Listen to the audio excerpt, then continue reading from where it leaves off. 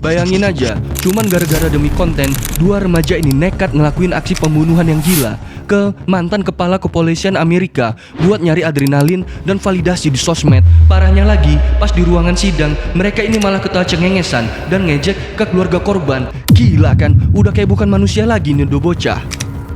Udah gitu, mereka ini yakin banget loh kalau mereka bakal lolos dari jeratan hukum karena mereka masih di bawah umur.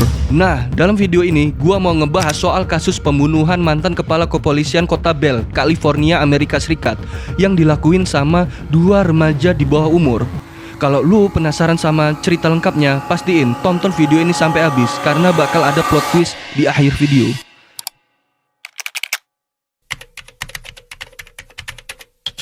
Semua kegilaan ini berawal pada tanggal 14 Agustus 2023 di jalanan kota Las Vegas yang cerah, sekitar jam 6 pagi.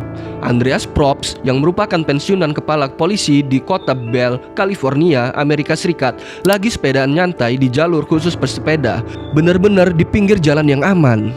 Pagi itu, Andreas Probst nggak bakal nyangka kalau hari itu bakal jadi hari terakhirnya hidup di dunia. Pagi itu di belakang dia ternyata ada mobil Hyundai hasil curian yang isinya dua bocah monster ini. 15 years to life for Keys, 20 years to life for Ayala. The harshest penalty permitted under Nevada law due to both Jesus Ayala dan Jamir Case yang merupakan remaja nakal berumur belasan tahun. Melansir laporan dari Law and Crime News, sebelum mereka nabrak Andreas Probst, ternyata mereka ini udah ngelakuin aksi tabrak lari ke mobil lain sebelumnya. Jadi, emang niatnya pagi itu dua bocah ini mau bikin rusuh aja. Tapi, target terakhirnya inilah yang bikin darah kita semua mendidih. Gimana enggak? Dalam video yang mereka rekam sendiri dan sempat viral, kedengaran suara Ayala yang bilang, "Ready?" Dan Case ngejawab sambil ketawa, "Yeah, hit this ace." Yang kalau dalam bahasa Indonesia kira-kira gini, "Kamu siap?" "Iya." "Tabrak aja pantatnya." Dan boom, mereka sengaja banting setir mobil Hyundai itu ke arah Probst. Pensiunan polisi itu ditumbur dari belakang, pakai mobil dengan kecepatan yang tinggi, sampai badannya kepental dan jatuh ngehantam kaca depan mobil, sebelum akhirnya terkapar di pinggir jalan. Gila. Udah nggak pantas lagi mereka ini disebut sebagai manusia, ya nggak? Berdasarkan investigasi dari portal berita setempat, polisi nemuin fakta kalau setelah nabrak Probst, mereka bukannya tobat, malah lanjut nyolong mobil lain di hari yang sama. Mereka ngerasa kalau mereka itu kebal hukum, cuman gara-gara status mereka yang masih di bawah umur. Aduh, udah nggak habis pikir lagi dah gua sama dua bocah ini. Tapi yang mereka nggak tahu kalau aksi pamer mereka di sosmed inilah yang jadi tiket emas buat polisi untuk nangkep mereka dengan bukti yang nggak terbantahkan lagi. Nah, sekarang kita masuk ke chapter yang kedua, perilaku Ayala dan Case di pengadilan.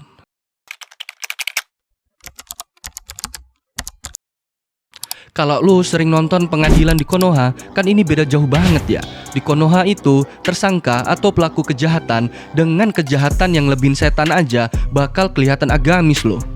Bahkan yang tadinya nggak pernah pakai hijab, tiba-tiba di pengadilan pakai hijab. Atau yang tadinya nggak pernah ke masjid untuk sholat, bakal pakai peci untuk kelihatan agamis. Maksudnya apa coba? Mau jadi ustadz, Pak? Oh, berperilaku baik biar ngurangin masa hukuman. Nah, harusnya kan gitu ya. Tapi beda sama dua bocil ini. Pas mereka masuk ke ruangan sidang di Las Vegas, bukannya nunduk atau pura-pura nyesel, Ayala sama Case malah kayak lagi di tongkrongan. Menurut laporan dari Kurt TV, pas keluarga korban lagi nangis dan ngasih pernyataan yang menyayat hati, si dua bocil ini malah asik bisik-bisik, saling lirik, terus ketawa cengengesan. Nggak ada tuh muka pucet atau seenggaknya pura-pura takut lah ya. Bahkan ada momen yang bikin seisi ruangan pengadilan itu panas. Si Jamir Case ketangkap kamera ngacungin jari tengah ke arah keluarga korban dan wartawan. Gila sih ini. Nah, alasan mereka berani tengil banget di pengadilan, ini yang bikin semua orang marah semarah-marahnya. Mereka ngerasa aman karena status mereka yang masih di bawah umur. Mereka pikir, palingan cuman masuk penjara sebentar doang, terus bisa bebas lagi. Bahkan Ayala sempat sombong banget pas pertama kali ditangkap polisi. Dia bilang ke polisi kalau berkas dia itu udah kecatat di pengadilan dan bakal keluar dalam kurun waktu 30 hari doang. Dia ngerasa sistem hukum itu cuman bercandaan buat dia. Tapi mereka nggak sadar kalau sikap mereka yang ketawa-tawa di depan hakim itu justru jadi senjata makan tuan. Mamam tuh, biar tahu rasa. Hakim ngelihat kejadian itu bukan sebagai kenakalan remaja lagi, tapi sebagai bukti kalau mereka ini adalah psikopat muda yang nggak punya rasa dan penyesalan sama sekali. Di mata pengadilan, kelakuan mereka yang minus inilah jadi senjata buat jaksa untuk nyikat mereka. Nah, sekarang kita masuk ke chapter yang ketiga, update vonis.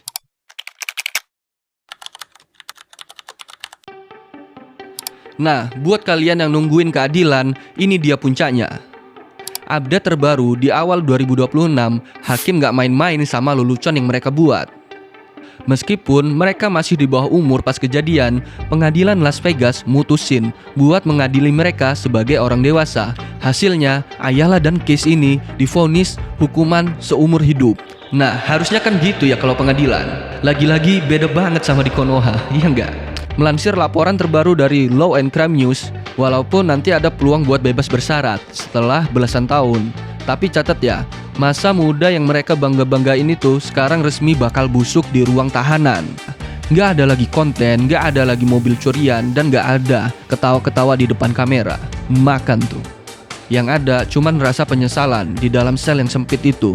Tapi iya kalau mereka punya rasa nyesel ya, karena ngelihat kelakuannya yang kayak udah bukan manusia lagi. Nah, tapi ada yang unik nih dari kasus ini. Ternyata keluarga korban nggak cuma nuntut pidana kedua remaja tadi, tapi mereka juga ngelayangin gugatan perdata ke Hyundai. Kok bisa? Nah, sekarang kita masuk ke chapter yang keempat, gugatan keluarga Probst ke Hyundai.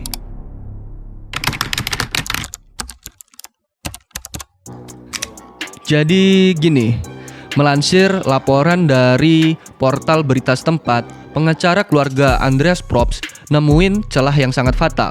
Mereka nuntut Hyundai karena dianggap gagal masang teknologi pengamanan kunci yang standar di mobil-mobil mereka keluaran tahun 2011 sampai tahun 2021.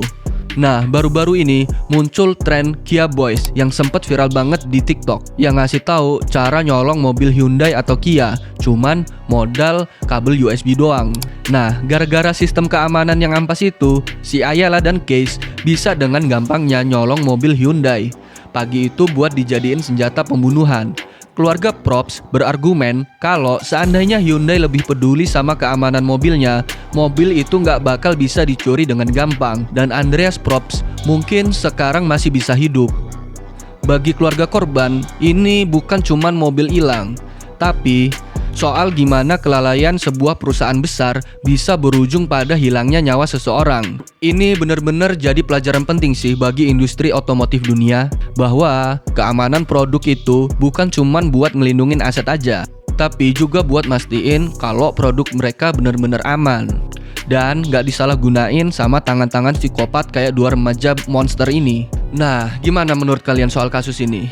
Coba komen di bawah. Kalau gua ada salah, coba kita diskusin bareng di kolom komentar. Gua Johan Chan. Sampai ketemu di video gua selanjutnya. Bye.